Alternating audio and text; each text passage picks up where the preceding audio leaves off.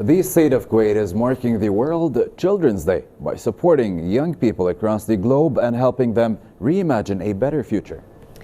Thank you. World Children's Day promotes the rights of children around the world and lends a platform to the million who continue to be affected by poverty, violence, conflict and crisis. Yusuf Salim has the details. The World's Children's Day comes today on November 20th as children, young people and friends of UNICEF are getting ready to reimagine a better future for every child. The World's Children's Day is a UNICEF's annual day of action for children and by children. But this year the COVID-19 crisis has resulted in a child rights crisis, and the costs of the pandemic for children are immediate and, if undressed, may last a lifetime. Marking the occasion, children will take over high visibility roles in media, politics, business, sport and entertainment, which is normally held by adults to shine a spotlight on issues that matter to them. Meanwhile, landmark buildings around the world will light up with the color blue on the day to show the support for child rights. In this day, the UNICEF and partners calls on governments to adopt a 6-point plan to protect the children, including means to ensure that all children learn, guarantee access to health and nutrition services, and make vaccines affordable and available to every child, support and protect the mental health of children and young people, and bring an end to abuse, gender-based violence, and neglect in childhood. The organization also calls for increasing access to clean water, sanitation and hygiene, and address environmental degradation and climate change, reversing the rise in child poverty and ensure an inclusive recovery for all, and redouble efforts to protect and support children and their families living through conflict, disaster and displacement. As the humanitarian crisis deepens in several countries and with no end in sight, the state of Kuwait has been one of the largest donors to the UNICEF's work in the region with an aim of helping children live in good conditions. Kuwait has contributed millions of dollars to provide life-saving assistance to children that are impacted by the multiple conflicts, including in Iraq, Syria, and Yemen.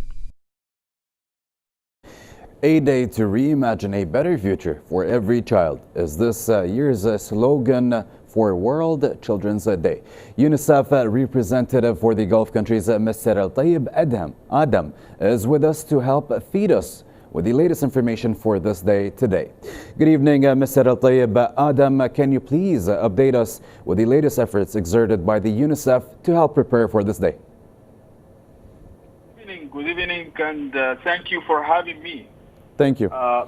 Yes. First of all, it gives me a pleasure to share a few words to mark an important occasion, the World Children's Day. All around the world on this day, families, schools, communities, governments, civil society, businesses, and so many others pause to reflect on the progress we have made for children and the urgent actions that remains ahead. More importantly, as you just noted, it is a day of action for children and by children. Mr. Al-Tayyib Adam, another question also, if you don't mind me asking, amid the spread of the coronavirus pandemic, how does COVID-19 affect children across the world? Well, indeed, the world faces an unprecedented crisis. The ongoing COVID-19 is universal and risk affecting children more than any of us. Children have dealt with school closures, losing their connection to peers and their time in the classroom.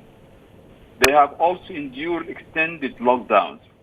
They have grappled with issues of mental health and well-being during this period of uncertainty. And they have dealt with interruptions in health services in many parts of the world. However, as the world recovers, this is an important opportunity to use the lessons we have learned to do better. If we listen, children can tell us how. UNICEF encouraging the world to reimagine what a post-COVID-19 world can look like. A healthier, more equitable, more sustainable world for every child. Ensuring children learn and gain skills in education system that ready them for the future of work. By giving importance to climate change, a consistent request by children to decision makers all around the world. Mr. Tayyib And the Adam. impact of COVID-19 on children informs every government And commitment to build also, back Mr. better. Tayyib Adam, what do you suggest for UNICEF partners and governments to do, and how can they help in order to further save children and their rights? Well, I think much has already been done on protecting children's rights since its adoption on 20 November 1989. However, there is more to be done. I called on governments and partners to listen to children, to allow children to participate in decisions affecting their lives. I call also on all government and partners to continue efforts on protecting children's rights by investing in education, by investing in skills for children, by strengthening further the protection system, the health system, but also allowing children actually to have access to basic needs such as water, such as nutrition, as I was saying, as well as, of course, to allow children to participate in decisions that affect their lives. Well, thank you, Mr. Tayyib Adam, for joining us today, especially on this day. I'm sure you're very busy with all the work you're doing.